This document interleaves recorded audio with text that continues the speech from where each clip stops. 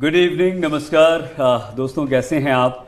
हम हाजिर हैं एक बार फिर से, क्योंकि एक बहुत बड़ा ख़तरा हमारे देश पर मंडरा रहा है और वो ख़तरा आप पर और हम पर है।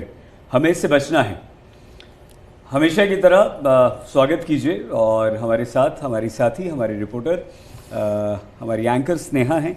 बहुत धन्यवाद। Thank you Sneha. हेलो कर लीजिए हमारे। Thank you. हेलो व्यूअर्स, आप एक ओमिक्रॉन के बारे में हम डिस्कस करते हैं सईद के साथ में, क्योंकि ये 5th वेरिएंट ऑफ कंसर्न है और हर बार की तरह भी हम आज भी ओमिक्रॉन के बारे में डिस्कस करेंगे। डॉक्टर अंशुमान हमारे साथ हैं और एक डॉक्टर और होंगे दोस्तों हमारे साथ। हम दोनों से बातचीत करेंगे। बहुत धन्यवाद। Thank you very much doctor Anshuman हमसे जुड़ने के लिए। Thank you. तो डॉक्टर अंशुमान, हम आपसे बात करें उससे पहले हम आपको बता दें अपडेट, स्नेहा अभी तक का अपडेट दे देते हैं कि कुल केसेस कितने हैं, किस राज्य में कितने हैं। अभी तक 65 मामले सामने आ चुके हैं देश भर में और ये बढ़ रहे हैं। याद कीजिए कि कल हम थे तो 50, 52, 53 थे, आज 64 हो गए, 9 बढ़ गए। 28 सबसे ज़्यादा महाराष्ट्र में, 17 राजस्थान में और महाराष्ट्र सबसे ज़्यादा प्रभावित है। ये थोड़ा सा खतरनाक है स्नेहा। में हम डॉक्टर अंशुमान से भी बात करेंगे। दिल्ली एनसीआर में 6 केस आ गए हैं, गुजरात में 4। जी बिल्कुल।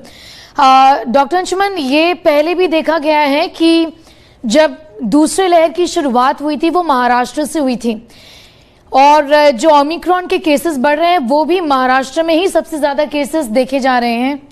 इसका कोई रीजनिंग है, कोई लॉजिक है, क्या लगता है आपको? जी बिल्कुल ठीक बात है, लेकिन लहर को समझने की जरूरत है। लहर जिसको हम कहते हैं मेडिकल साइंस में परिभाषित तौर पे कोई लहर नहीं है। इस समुद्र के किनारे जब खड़े होते हैं, देखते हैं एक लहर आके लौट रही होती है, दूसरी उसके पीछे आ रही होती है। सेम पैंडेमिक में हम लोग इसी तरह से करते हैं। केसेस डाउन होने लगे सेकेंड वेव्स के, फिर से वेव्स उठने लगे। तो ये लहर। जहां तक बात है महाराष्ट्र ही क्यों, खास करके मुंबई क्यों, नंबर 1 इंटरनेशनल फ्लाइट की लैंडिंग सबसे ज्यादा मुंबई में है। Because of trade, business, migration बहुत है। पर स्क्वायर फिट जो आबादी है, घनी आबादी का सिटी है मुंबई, प्लस वहां ओवर क्राउडिंग कॉन्सेप्ट बहुत है, जिसके कारण आप जानते हैं एशिया में लार्जेस्ट स्लम मुंबई को कहा जाता है। बिल्कुल ठीक है। बिल्कुल ठीक है। बाकी डॉक्टर अंशुमान, सॉरी मैं आपको बीच में रोक रहा हूं, क्योंकि एक और खबर आई है और वो खबर ये कि हमारी जो वैक्सीन है वो इस तरह की आशंका व्यक्त की है डॉक्टर वी के पॉल ने कि जो वैक्सीन है वो वैक्सीन ओमिक्रॉन जो है उसे भेज सकता है और अब हमें नई वैक्सीन की तरफ जाना पड़ेगा। ये बड़ी गंभीर बात है। तो हम डॉक्टर वी के पॉल की बात आपको सुनवा देते हैं, उसके बाद आगे बढ़ते हैं। There is a potential scenario that our vaccines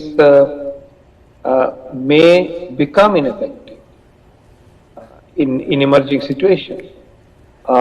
In the wake of the last 3 weeks of living with Omicron, we have seen how such doubts have come up. Some of them may be genuine. We still don't have the final picture, and that worries us. देखिए, आपने सीधे यहाँ पर doctor V के Paul की बात सुन ली और ये बहुत खतरनाक है। आशंका वो व्यक्त कर रहे हैं। एक डॉक्टर मनोज भी हमारे साथ जुड़ चुके हैं। Doctor Manoj, thank you very much, स्वागत आपका।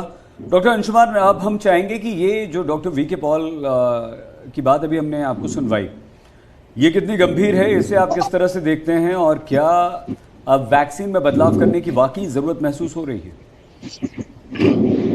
देखिए, मेडिकल साइंस बिल्कुल शोध और तथ्य पे आधारित बातों पे चलता है। आशंकाओं पे हम तैयारी कर सकते हैं। आशंका पे सर आपका ऑडियो गड़बड़ हो रहा है कुछ, डॉक्टर अंशुमान। जी अभी आ रही है आवाज? अभी बिल्कुल ठीक है जी। तो मैं कह रहा था कि आशंका के आधार पर हम तैयारी कर सकते हैं मरीजों के इलाज के लिए, लेकिन इस तरह का स्टेटमेंट कि वैक्सीन बिल्कुल नाकारगर साबित होने वाली हमें बदलना पड़ेगा, ये पैनिक क्रिएट करेगा। जिन लोगों ने वैक्सीन ले ली है, जो नहीं ली है, जिन लोगों ने लेने वाले, जब उनको यही लग जाएगा कि आने वाले समय में वैक्सीन बदलने की जरूरत है, तो पैनिक की सिचुएशन। फैक्ट क्या है, हिंदुस्तान में ओमिक्रॉन पे अभी इतनी पुख्ता कोई स्टडी नहीं हुई है जिसके आधार पे नीति आयोग के मेंबर ने ऐसा स्टेटमेंट दिया। दूसरी बात, जॉन हॉपकिंस यूनिवर्सिटी यूएस ने ये स्टडी पब्लिश कर दी, परसों पब्लिश हो गई, जिसमें उन्होंने साफ बताया कि इसमें ओमिक्रॉन में इम्यून सिस्टम को चकमा देने की कैपेसिटी है, क्योंकि 52 म्यूटेशंस हुए हैं जिसमें 32 स्पाइक प्रोटीन पे हैं। एट द सेम टाइम ये सर्कुलेटिंग एंटीबॉडी को न्यूट्रलाइज नहीं कर पा रहा है, मतलब IgG एंड IgM। लेकिन एक बड़ी अच्छी उस शोध में बात हुई, CD8 टी सेल एक बॉडी में होता है जो सेल्यूलर इम्यूनिटी का काम करता है, ये अभी भी वैक्सीनेटेड पॉपुलेशन में काम कर रहा है और प्रोटेक्शन दे रहा है। तो ये चीज ऐसी है कि जितने केसेस आपने देखे होंगे वैक्सीनेटेड को ओमिक्रॉन का संक्रमण हुआ तो उनकी हालत अति गंभीर नहीं हुई, माइल्ड सिम्टम्स आए और उनका प्रोटेक्शन मिला है। इसलिए अभी तक के एस्टैब्लिश शोध हमारे पास सिर्फ अमेरिका से है, यूके भी रिसर्च कर रहा है, उसके पेपर आने वाले हैं। अफ्रीका ने इस तरह की कोई स्टडी नहीं की जहां से वायरस चला था। लेकिन डॉक्टर अंशुमन, ये बोलना भी जरूरी है हमारे व्यूवर्स को, कई सारे लोग सहित घबरा गए हैं। In fact government of India, ministry of health ने भी एक स्टेटमेंट इशू किया कि ये थोड़ा सा आउट ऑफ कॉन्टेक्स्ट लिया गया है। डॉक्टर अंशुमन, हर वायरस के खिलाफ जो भी वैक्सीन है, जैसे फ्लू वैक्सीन अमेरिका में, हर साल वो वैक्सीन बदलता ही है क्योंकि वायरस बाय नेचर ऐसा है कि उसके वेरिएंट्स नए इमर्ज होते हैं। तो ये कोई अनयूजुअल बात नहीं है, क्या आप ये बताना चाहेंगे हमारे व्यूवर्स को? जी बिल्कुल, म्यूटेशन वायरस में एक स्वाभाविक प्रक्रिया है, खास करके सिंगल स्ट्रैंडेड RNA वायरस जो कि आपका SARS-CoV-2 का वायरस है। म्यूटेशन होगा, वेरिएंट ऑफ कंसर्न तब डालते हैं जब कोई मेजर कंसर्न पब्लिक के लाइफ या उसकी सेफ्टी पे आ जाए तो VOC में डाल देते हैं। जो अभी तक एस्टैब्लिश डाटा है इसके हिसाब से ओमिक्रॉन में प्रोटेक्शन है। यस, कारगर क्षमता थोड़ी कम हो सकती है एस्टैब्लिश वैक्सीन की क्योंकि सर्कुलेटिंग एंटीबॉडी को चकमा दे पा रहा है, लेकिन T cell based CD8 immune system को चकमा नहीं दे पा रहा है, स्टडी में प्रूव हो गई। तो वैक्सीनेशन प्रोग्राम को आप कंटिन्यू रखें, बेस स्ट्रक्चर वैक्सीन हमारा सेम रहेगा। अगर फर्दर कोई म्यूटेशन आता है जिसकी एक संभावना बन रही सुपर स्ट्रेन की, एग्जिस्टिंग डेल्टा वेरिएंट इंडिया का और ओमिक्रॉन दोनों में कोई हाइब्रिडाइजेशन हो और नया कोई सुपर स्ट्रेन जिसमें संक्रामक क्षमता भी ज्यादा हो, मारक क्षमता भी ज्यादा हो, तो हमें कुछ बेसिक मॉडिफिकेशन की जरूरत होगी, जो कि बिल्कुल रिसर्चर का काम है, ऑलरेडी कर रहे हैं। लेकिन पब्लिक के लिए सिंगल मैसेज है, continue with your vaccination programme, vaccine लीजिए और सेकेंड डोज बाकी सेकेंड डोज लीजिए। और सरकार अभी बूस्टर डोज के बारे में सोचना सीरियसली चालू करे हेल्थ केयर वर्कर के लिए, खास करके जो हाई रिस्क जोन में काम कर रहे हैं।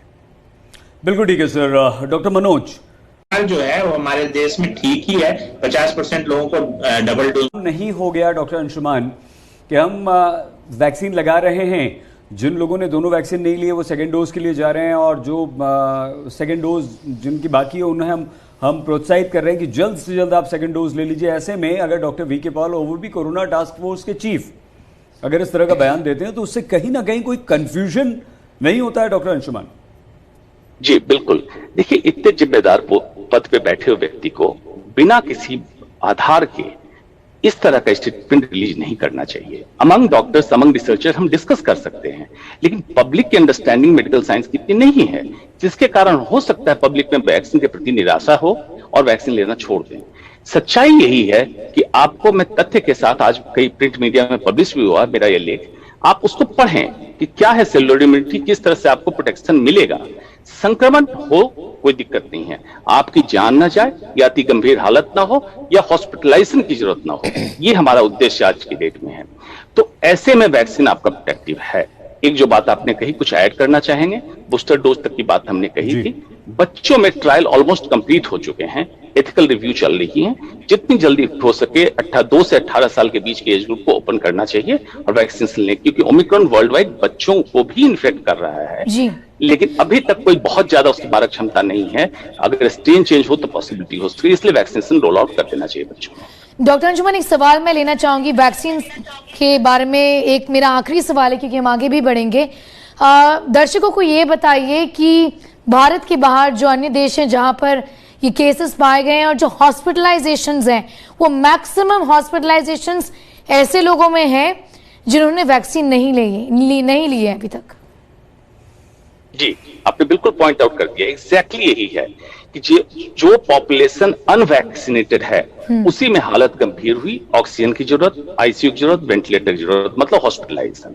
जो वैक्सीन लिए हुए थे, ठीक है, जेनोमिक सीक्वेंस के लिए हमने आइसोलेट कर लिया, क्वारंटीन कर दिया, दूसरे कंट्री ने भी किया, लेकिन उनको क्या मेडिकल नीड हुई? किसी तरह के उनमें नहीं हुई है। इसलिए वैक्सीनेशन अभी भी कारगर है, इसमें पैनिक होने की जरूरत नहीं है। डॉक्टर अंशुमान, दिल्ली एनसीआर की बात करें तो 4700 से ज़्यादा विदेश से लोग आए हैं।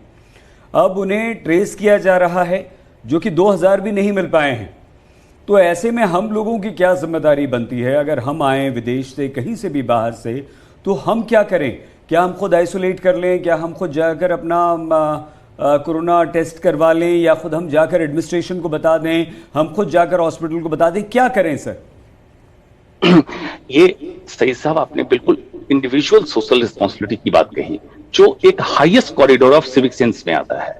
अगर ऐसा आप कर दें तब तो इससे अच्छा कुछ हो ही नहीं सकता, और कंट्री वाकई महान कंट्री हमारा हो जाएगा अगर सब में इतनी उत्सुकता से मैनेजमेंट को रिपोर्ट करें। तो समझने की जरूरत यह है, आज जो नंबर्स आपको दिख रहे हैं 50, 28, जो भी नंबर जहां के दिख रहे हैं, ये आप मानिए कि 10 से 12 दिन पुराना आंकड़ा है, क्योंकि जब मरीज का जेनोमिक सीक्वेंस जाएगा, रिपोर्ट आएगी, तब आंकड़ा निकलेगा।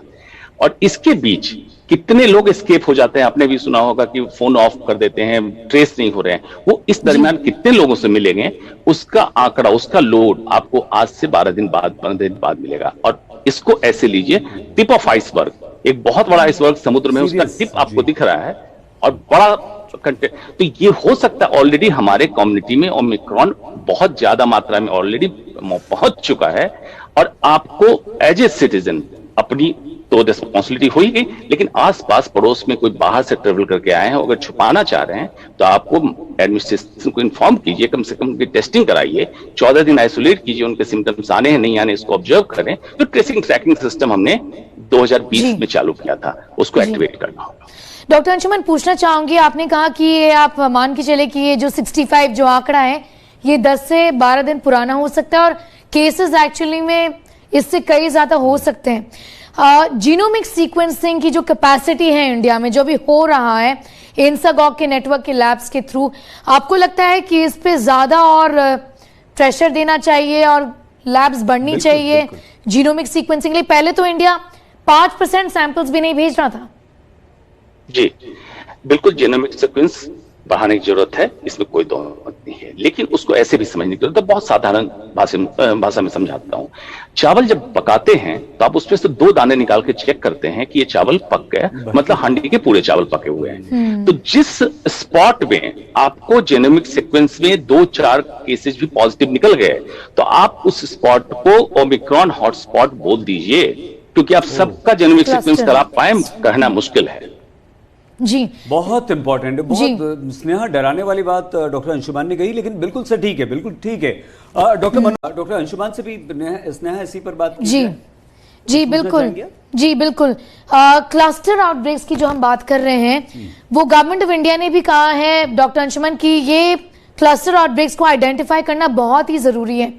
इस समय ऐसा लगता है कि ऑन एन एवरेज 7000 से 10,000 केसेस, 2 दिन पहले 5000 केसेस इंडिया ने रिपोर्ट किया था। लेकिन अगर जैसे बोलते हैं the devil really is in the details, अगर हम क्लोजली डेटा को एनालाइज करें डॉक्टर अंशुमन, तो अभी भी ऐसे कई सारी जगह हैं डिस्ट्रिक्ट्स इंडिया में जहां पर जो पॉजिटिविटी रेट 10% से ज्यादा है, जहां पर अभी भी क्लस्टर आउटब्रेक्स हैं, लेकिन ये ज्यादा हाईलाइट नहीं हो पा रहा। बिल्कुल है, जिसमें स्टेबलिश में अभी भी केरल, वेस्ट बंगाल, मिजोरम और इस तरह के कुछ स्टेट हैं जहां ऑलरेडी आपने जो आंकड़ा बताया 10% से ऊपर चल रहा है। आइडेंटिफाई कर देखिए, अब ये कोरोना वायरस इतना नया नहीं है जिसकी बात हम 2020 में किया करते थे।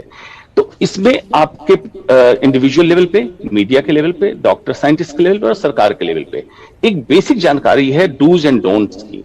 तो उन क्लस्टर्स को क्या करना है, क्योंकि फिर बात हो जाती है कि lockdown is the solution. Lockdown is now not the solution of corona management. Unfortunately 1 साल में पिछले पॉलिटिकल एंड ब्यूरोक्रेटिक जो मैनेजमेंट हुआ, ये ना करें। पहली बात, क्लस्टर को आइसोलेट करें, कोशिश करें कि उसी एरिया में रहे। सेकंड, तीसरी तैयारी, क्योंकि जो अभी तक ओमिक्रॉन को देखा गया कि माइल्ड है, अगर ये इम्यूनो कॉम्प्रोमाइज या vulnerable group, hypertensive, diabetic, cancer patient, heart disease वाले को इन्फेक्ट करता है, यही घातक भी हो सकता है, तो आपका फिर हॉस्पिटल पे लोड बढ़ेगा। इन सब को बिल्कुल नीतिगत तरीके से अभी ही पूरा एक सुचारू रोड मैप बना लें, क्योंकि अब उन चीजों में गलतियां नहीं होनी चाहिए जो गलतियां हमने पिछली बार सेकेंड वेव में कर दी। अब क्या किया जाए? अगर हम इस प्रोग्राम के एंड की तरफ बढ़ रहे हैं, डॉक्टर मनोज, डॉक्टर अंशुमान, हम आपसे चाहेंगे, क्योंकि हमें लगता है कि मोर देन 95% हमारी जो आबादी है वो सोशल डिस्टेंसिंग का पालन तो बिल्कुल नहीं कर रही है। मार्केट्स में भीड़ नज़र आ रही है, मॉल्स में लोग जा रहे हैं, सिनेमा हॉल जा रहे हैं, सब्जी खरीदने जा रहे हैं, मास्क के प्रति लापरवाही है। ऐसे में आपको लगता है कि ये लापरवाही एक बहुत बड़े खतरे का निमंत्रण है? डॉक्टर अंशुमान, डॉक्टर मनोज, दोनों दीजिए, और आखिरी सवाल स्नेहा पूछेंगे आप दोनों से। जी बिल्कुल, इसमें कोई दो मत नहीं है। बायोलॉजिकल वैक्सीन है जो वैक्सीन हम लगा रहे हैं, और जो कोविड एप्रोप्रिएट बिहेवियर, उसको हम निकनेम की तरह बुलाते हैं सोशल वैक्सीन। ये आपको अपनी रिस्पॉन्सिबिलिटी लेके मास्क पहनना, भीड़ भाड़ से दूर रहना और अपने लाइफस्टाइल को ठीक करना, क्योंकि कोरोना वायरस उनमें ज्यादा खतरनाक हुआ जिनकी लाइफस्टाइल खराब है और डायबिटिक हो, ओबीज हो या इस तरह की कोई समस्या लेके चल रहे हैं। तो आपको तो एक एक्स्ट्रा प्रिकॉशन लेना है, जो बुजुर्ग हैं उनका प्रिकॉशन लेना है।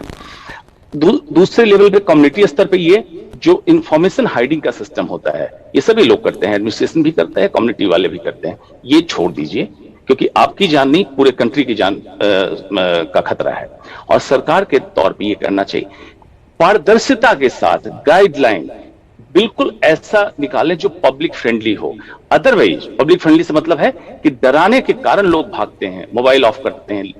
तो ऐसा आपको सिस्टम करना है हिंदुस्तान के हिसाब से कि आप ओमिक्रॉन का कंटेनमेंट भी करें, at the same time panic की स्थिति ना करें।